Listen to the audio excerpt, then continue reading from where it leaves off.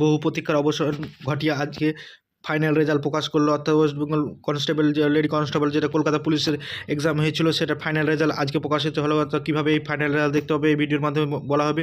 অর্থাৎ আপনারা দেখতে পাচ্ছেন আমি রয়েছি prb.wb.gov.in এর অফিসিয়াল ওয়েবসাইট। এই ওয়েবসাইটে আজকে নোটিফিকেশন প্রকাশিত হলো, যেটা অন স্ক্রিন দেখতে পাচ্ছেন 9/2/2024 তারিখে। অর্থাৎ আজকে কিছুক্ষণের মধ্যে নোটিশটি প্রকাশিত হলো।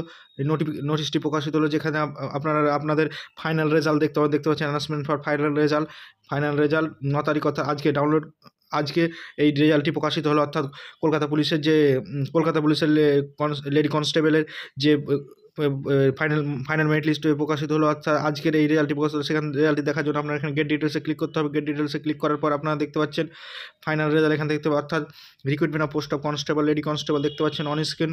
এই অ্যাপ্লিকেশন নাম্বার এবং ডেট অফ বার্থে আপনারা এন্টার করবেন। এন্টার করার পর